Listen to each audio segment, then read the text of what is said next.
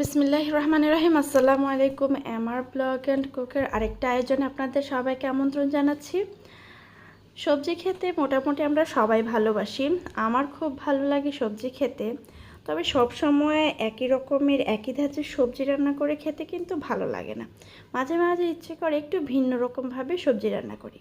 তো আজকে আমি একটু ভিন্ন রকমভাবে সবজিটা রান্না করার চেষ্টা করেছি, একটু বেশি স্বাদ করে। চলুন আপনাদের সাথে শেয়ার করি। আমি সবজি রান্নার জন্য এখানে নিয়েছি ইচ্ছে মতো পছন্দ মতো সবজি, এরকম ডুমো ডুমো করে কেটে নিয়েছি। আপনারা আপনাদের পছন্দ মতো সবজি নিয়ে নেবেন। তারপরে নিয়েছি চিকেন ব্রেস্ট আর মসুরের ডাল। মসুর ডালের পরিবর্তে আপনারা মুগ ডাল ব্যবহার করতে পারেন। তো আমি সবজিগুলো নিয়ে নিয়েছি। এখন আমি সবজিগুলো কিছু সময় ভেজে নিব। একটু বেশি তেল দিয়ে সবজিটা ভেজে নিব।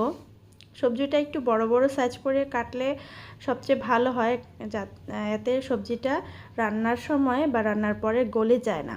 সবজি ছোট করে কাটলে কিন্তু সবজি অনেক সময় নাড়াচাড়ায় গলে যেতে পারে, গলে যায়। তো সবজিটা আমি এরকম ভেজে নিয়েছি। ভাজাতে সবজিটা প্রায় 50%-এর মতো সেদ্ধ হয়ে যাবে, বাকিটা হবে রান্নার সময়। তো সবজি আমি যেহেতু বেশি তেলে ভেজেছিলাম, তো অনেকটাই তেল রয়ে গেছে। ওই তেল থেকে আমি বেশ কিছুটা তেল উঠিয়ে রেখেছি। অল্প কিছু তেল ছিল প্যানে, এতে আমি 2টো শুকনো মরিচ, 1 চামচ 5 ফোড়ন, একটা তেজপাতা দিয়ে একটু নেড়েচেড়ে দিয়ে দিলাম মিডিয়াম সাইজের একটা পেঁয়াজ।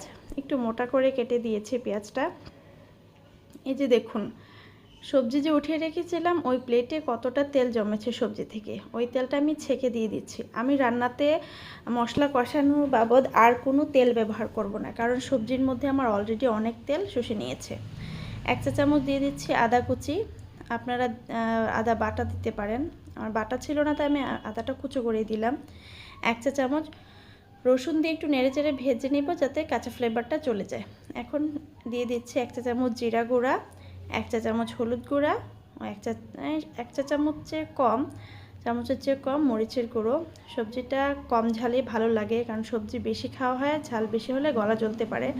সামান্য একটু পানি দিয়ে একটু নেড়েচেড়ে কষিয়ে তারপরে দিয়ে দিচ্ছি চিকেন ব্রেস্ট।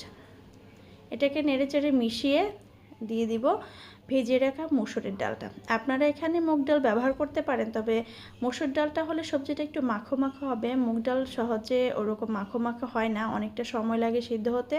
আবার মুগ ডাল সিদ্ধ করতে গেলে বেশি সবজিটা একদম গলে গলে যাবে, খেতে ভালো লাগবে না। এটাকে একটু ভালো করে নেড়েচেড়ে মিশিয়ে আমি কষিয়ে নিব।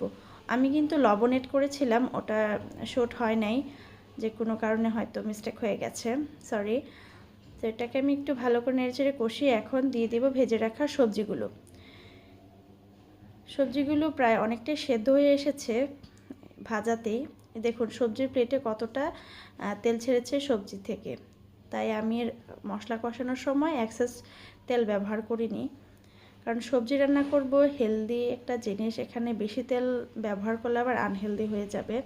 হ্যাঁ, হয়তো বেশি তেল ব্যবহার করলে একটু সুন্দর লাগতে পারতো সবজিটা, কিন্তু আমি সুন্দরের চেয়ে স্বাস্থ্যটাকে বেশি প্রেফার করি। তো এখন আমি পরিমাণ মতো ঝোল দিয়ে দিব। এখানে সবজিটা আলাদা কষানোর প্রয়োজন নাই, কারণ যেহেতু ভাজা হয়ে গেছিলো সবজিটা, ভাজাতে অনেকটা সেদ্ধ হয়ে গেছিলো। ঝোলটা আপনারা আপনাদের ইচ্ছে মতো দিয়ে নেবেন। আমি আমার ইচ্ছে মতো সবজির ঝোল দিয়ে দিয়েছি। এখন 1.5 চা চামচ গরম মশলার গুঁড়ো উপরে ছড়িয়ে দিয়ে ঢাকা দিয়ে রান্না করব ততক্ষণ, আলুটা যতক্ষণে সেদ্ধ না হয়। আলুটা সেদ্ধ হয়ে গেলেই বুঝবেন আপনার সব সবজি সেদ্ধ হয়ে যাবে। আলুটা যেহেতু একটু সেদ্ধ হতে সময় নেবে, তাই আর কি। তো সবজি অনেকটাই সেদ্ধ হয়ে গেছে, ডালটা অনেকটা ফুটে গেছে। যে দেখুন এখন একটু নাড়াচাড়া দিয়ে দিচ্ছি, খুব সুন্দর একটা ফ্লেভার বের হচ্ছে।